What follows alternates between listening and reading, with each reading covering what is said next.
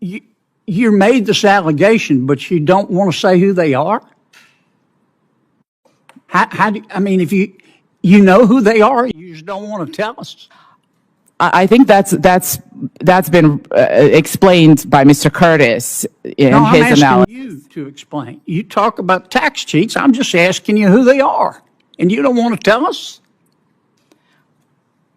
It's again, I think it's for the IRS to enforce the line, and we need to make sure that the IRS is properly. Well, do you have a list of these tax sheets?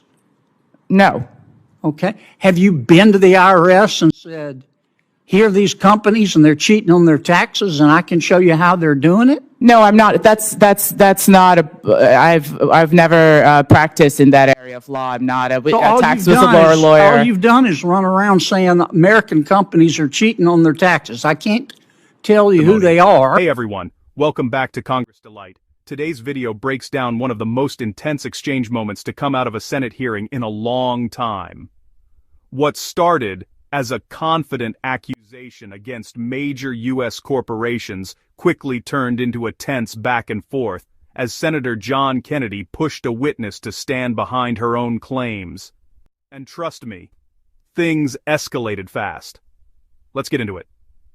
The hearing opened with a bold accusation. A Democrat-aligned witness stated that major American corporations were crossing the legal line in their tax practices.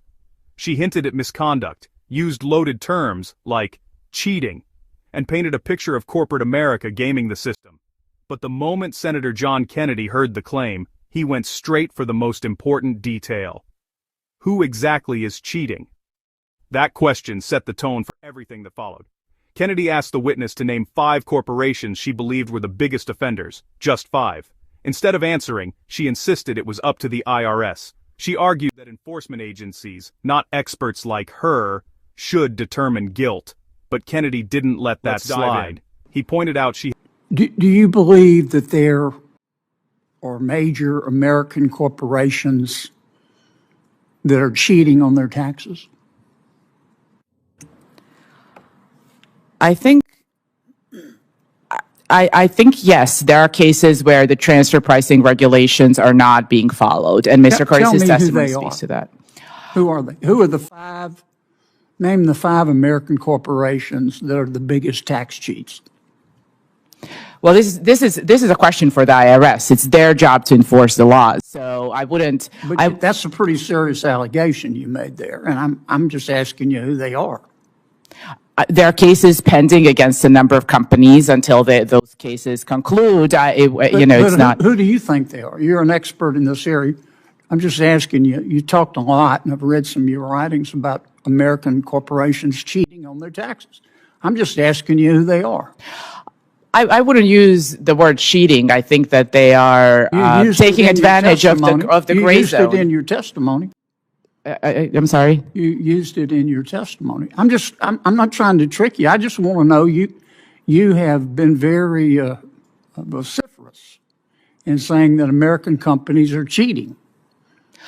Okay, that's America. You're entitled to your opinion, but you're an expert, and just tell me who they are.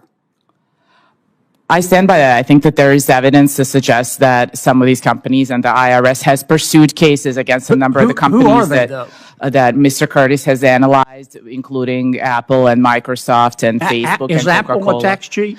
I wouldn't say tax cheat. I think that's putting it too strongly, and I didn't use that word. Then who are they? I wouldn't say tax cheats, but I think they are crossing the legal lines that have been set by Congress and by the IRS in the relevant regulations. And because the IRS is outgunned, they're not able to enforce the law against them. Let me start over. Do you believe that there are major American corporations cheating on their taxes?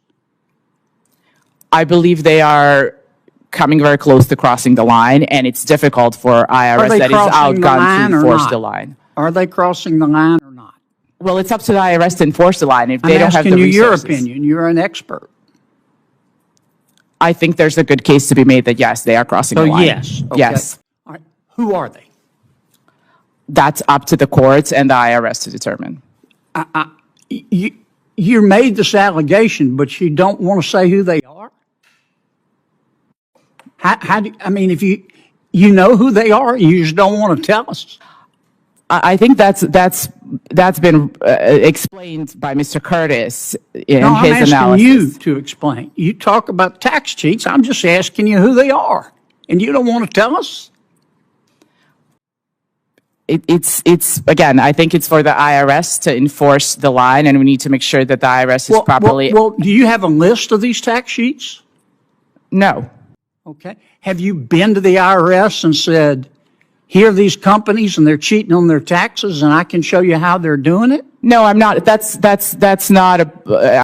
I've never practiced in that area of law. I'm not a tax whistleblower lawyer. All you've done is run around saying American companies are cheating on their taxes. I can't tell you who they are, and I haven't been to the IRS to show my data to the IRS, but I want you to believe me that they're cheating on their taxes. Is that your testimony today?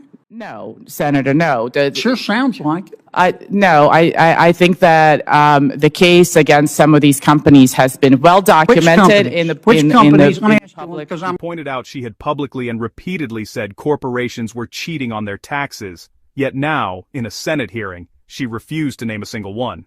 She insisted she wouldn't use the word cheating, even though she had. The contradictions were piling up. Before we move on, hit that subscribe button if you want more breakdowns of moments where accountability meets real, pressure-filled questioning. Kennedy kept the pressure steady. He asked if she had ever given her supposed findings to the IRS. She admitted she had not. Then he asked if she'd ever built a legal case or practiced tax law. Again, the answer was no.